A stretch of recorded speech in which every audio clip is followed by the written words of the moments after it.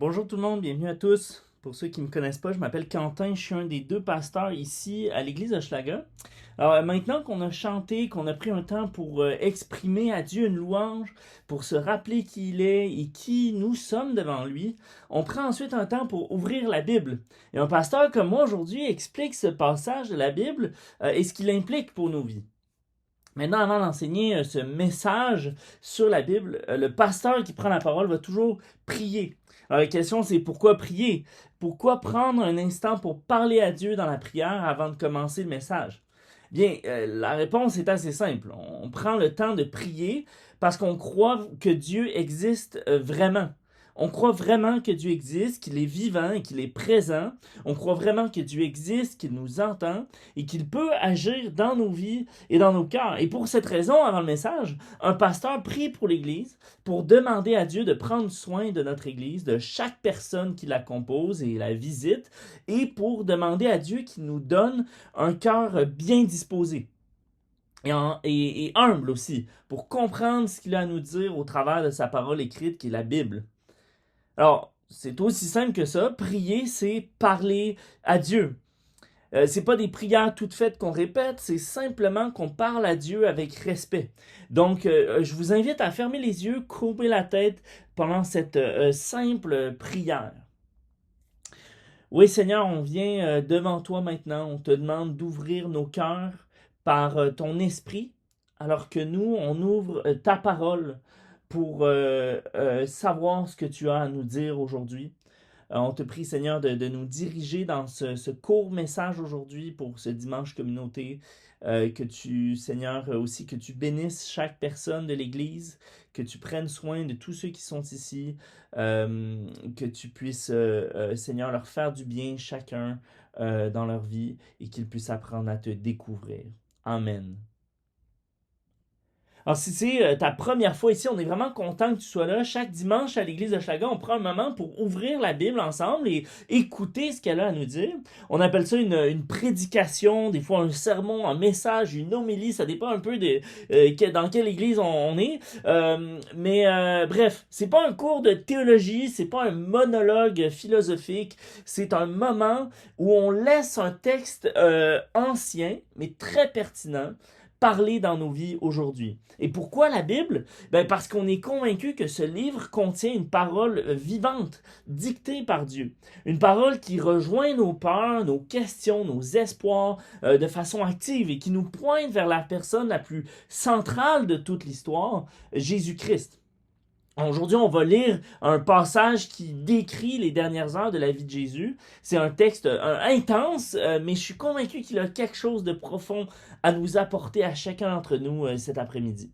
Alors tu sais, la rénovation, on connaît bien ça à Montréal, il y en a à plein d'endroits, que ce soit la ville ou que ce soit ton voisin qui commence des travaux, et pendant des semaines, c'est de la démolition. T'as un voisin qui fait des travaux en dessous de chez vous, les murs tombent, la poussière est partout, on entend des bruits de masse, tu passes devant et tu te demandes honnêtement, est-ce qu'ils sont en train de construire quelque chose ou de tout détruire? Ça a plus l'air d'un désastre d'une rénovation. Mais le propriétaire, lui, il sait exactement ce qu'il fait. Il a prévu les plans méticuleusement depuis des mois avec des équipes d'architectes et il sait qu'il faut démolir l'ancien pour faire de la place au nouveau. C.S. Lewis, un auteur que j'aime bien, a écrit quelque chose de marquant. Il dit imaginez-vous comme une maison vivante. Dieu entre pour la rénover. Au début, vous comprenez ce qu'il fait. Il répare les fuites, la plomberie. Ah ça, vous saviez que c'était nécessaire. Mais bientôt, il commence à démolir d'une manière qui fait terriblement mal et qui semble n'avoir aucun sens. L'explication, c'est qu'il construit une maison complètement différente de celle que vous imaginiez. Vous pensiez devenir un petit chalet convenable, mais lui, il construit un palais. C'est exactement ce que notre texte va nous montrer ce matin. Cet après-midi, pardon. Depuis 3 semaines, on explore ensemble une série qui s'appelle Le courage du changement. On se prépare à la Pâque qui va avoir lieu en fin de semaine prochaine, mais on se prépare aussi à des changements importants dans notre Église. Le premier message qu'on nous a montré que le grain de blé doit tomber en terre et mourir pour porter du fruit. Le deuxième nous a rappelé que la paix de Jésus tient bon même face à l'inconnu. Alors aujourd'hui, on arrive au cœur de l'histoire de Pâques, la croix. On va lire Marc 15, les versets 33 à 41. Et ce passage nous raconte les dernières heures de Jésus sur la croix. C'est les ténèbres, un cri déchirant, sa mort, quelque chose d'incroyable qui se produit dans le temple de Jérusalem aussi. Et la question, c'est celle-ci. Pourquoi est-ce qu'au moment le plus sombre de l'histoire, la mort du Fils de Dieu, Dieu lui-même choisit de déchirer en deux le voile de son propre temple? Et est-ce que c'est un acte de destruction ou d'ouverture? Bien, quand Dieu déchire ce qui est ancien, c'est pas une destruction, c'est une ouverture. Il fait tomber des barrières pour nous rapprocher de lui et nous envoyer plus loin dans le monde et dans nos vies. Alors, on va lire ensemble ce texte et je vais vous montrer trois choses que ce passage nous révèle. Alors, Marc 15, on est au verset 33. À la 6e heure, il y eut des ténèbres sur toute la terre jusqu'à la 9e heure. Et à la 9e heure, Jésus s'écria d'une voix forte, « Éloi, Éloi, lama sabachthani », ce qui se traduit, mon Dieu, pourquoi m'as-tu abandonné ?» Quelques-uns de ceux qui étaient là l'entendirent et disaient, « Voyez, il appelle Élie. » Et l'un d'eux courut remplir de vinaigre une éponge, la fixa à un roseau et lui donna à boire en disant, « Laissez, voyons si Élie viendra le descendre. » Mais Jésus jeta un grand cri, puis il expira. Le voile du temple se déchira en deux, de haut en bas.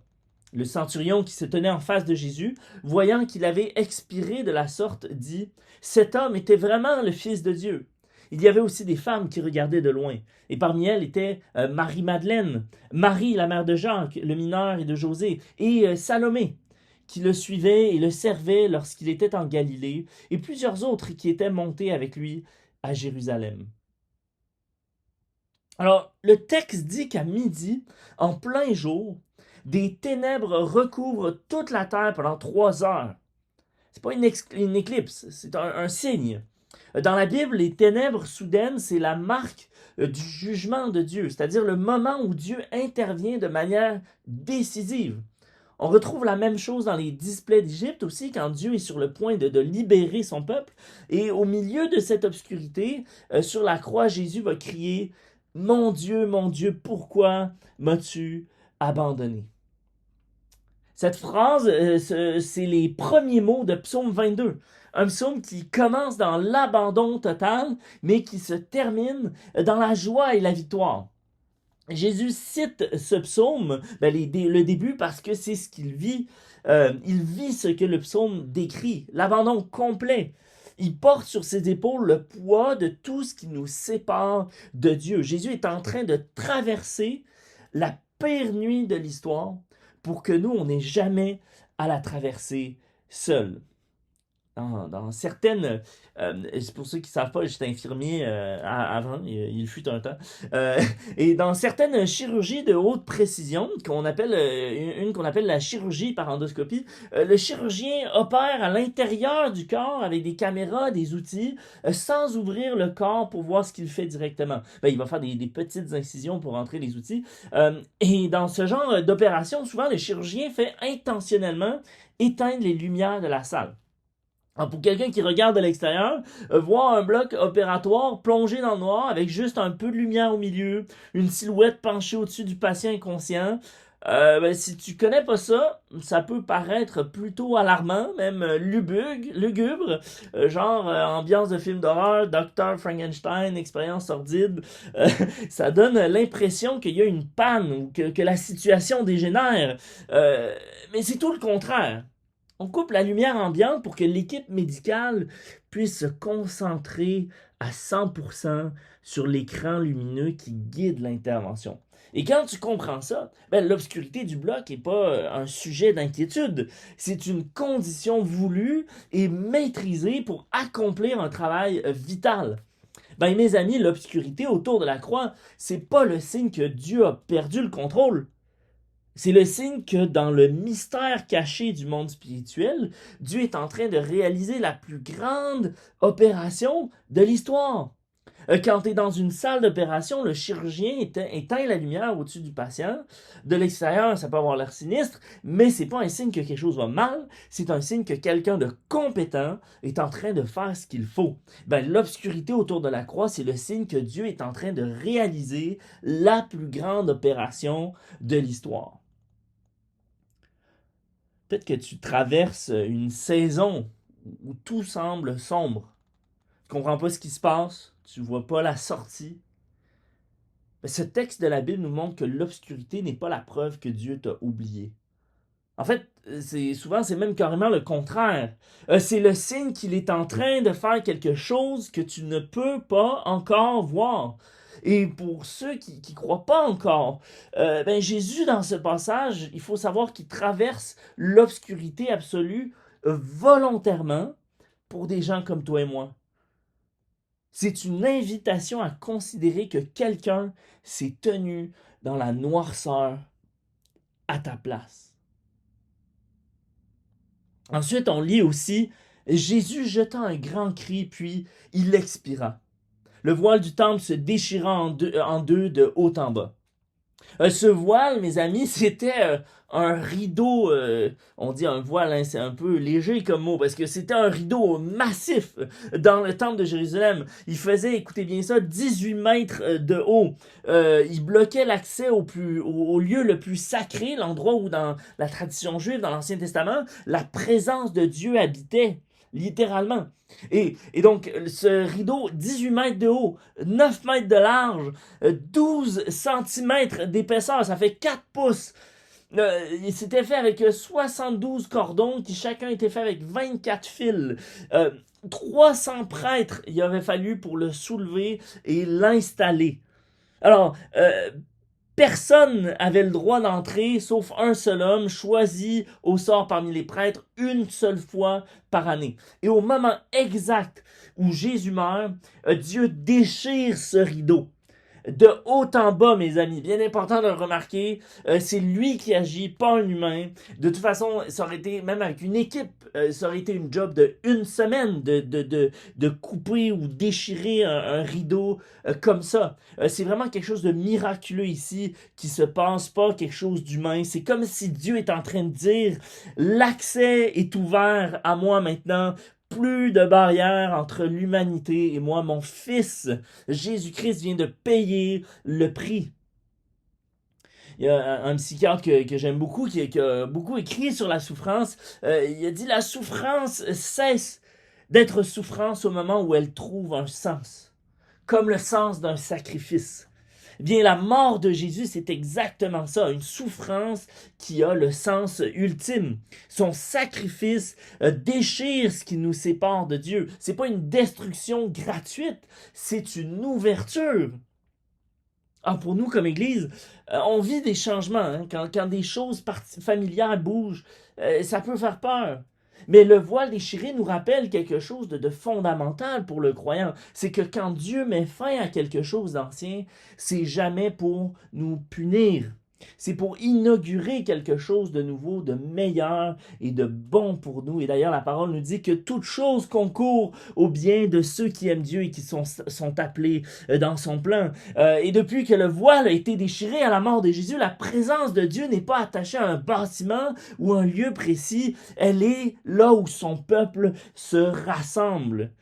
Et pour ceux qui sont nouveaux ici ce matin, ce rideau déchiré t'apprend que tu n'as pas besoin de mériter ta place devant Dieu. Le voile s'est déchiré de haut en bas, on a dit, et non pas du bas vers le haut. L'accès est ouvert par Jésus, pas par tes efforts. Et regardez bien qui reconnaît Jésus en premier. Un centurion romain. Un officier militaire païen, un homme qui a jamais mis les pieds dans une synagogue, il regarde la manière dont Jésus meurt et il dit cet homme était vraiment le Fils de Dieu. Pensez-y une seconde. Les experts religieux, les gens qui connaissaient les Écritures par cœur, ils se moquent. Les disciples, ceux qui ont marché 3 ans avec Jésus, ils ont fui. Mais ce soldat romain, lui, il voit clairement. Et un groupe de femmes fidèles aussi qui ont suivi Jésus depuis la Galilée, elles sont encore là. Elles regardent. Ce sont eux les vrais témoins. Et c'est le paradoxe de la croix, mes amis. Ceux qui pensent tout savoir passent souvent à côté. Et ceux qui arrivent sans prétention voient la vérité en premier. Pas besoin d'un diplôme de théologie, pas besoin d'avoir grandi dans l'Église. Tu peux regarder la croix aujourd'hui pour la première fois et reconnaître qui est Jésus. Si tu es déjà croyant, je pense que ce passage t'appelle à rester humble, garder un regard frais. Des fois, les gens en dehors de l'Église voient ce que nous, en dedans, on ne voit plus. Et si tu n'es pas croyant, ben c'est que c'est nouveau pour toi. Ben cette histoire te dit que tu es exactement dans la bonne position. Le centurion romain avait aucune formation religieuse et pourtant, c'est lui qui a vu le plus clairement le premier. Jésus est accessible à quiconque est prêt à regarder honnêtement. Donc, on a vu trois choses dans ce passage. D'abord, que l'obscurité n'est pas la fin. Dieu est à l'œuvre même quand on ne comprend pas ce qu'il fait.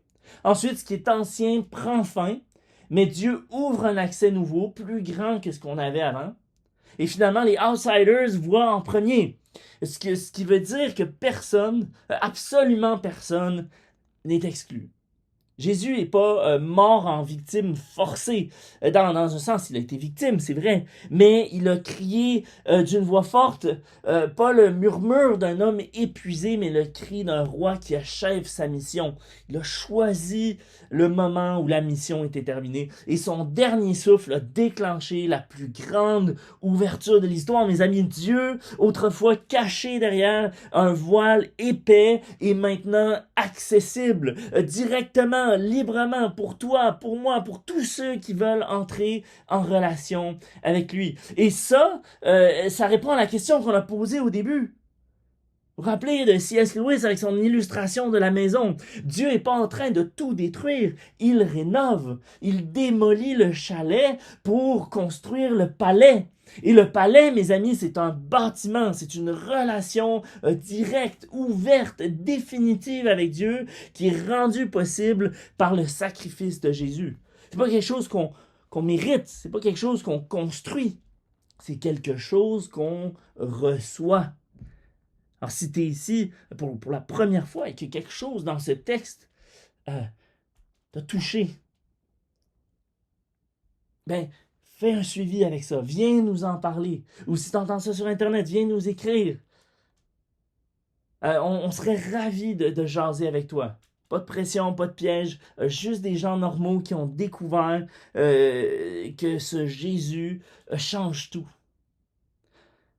Eh bien, si tu es membre de cette Église, fais confiance au Dieu qui déchire le voile. Le changement, mon ami, n'est pas ta perte, c'est ton ouverture. Le voile est déchiré, l'accès est ouvert et personne peut le refermer. Prions, mes amis. Oui, Seigneur Jésus, on te remercie pour ce passage qui nous a été transmis dans la Bible. Merci pour cette histoire de la croix qui nous rappelle, qui nous apprend l'œuvre que tu as accomplie pour nous. Toute cette souffrance que tu as été prêt à traverser pour nous libérer de la souffrance. Toute cette noirceur que tu as été prêt à traverser pour nous faire entrer dans la lumière. Et Seigneur, je te prie que chaque personne qui entend ce message maintenant puisse l'intégrer profondément dans son cœur. Et si ce n'est pas déjà fait, faire le choix conscient et volontaire maintenant de se tourner vers toi pour avoir la vie éternelle. Que ton nom soit béni, Seigneur Jésus. Amen.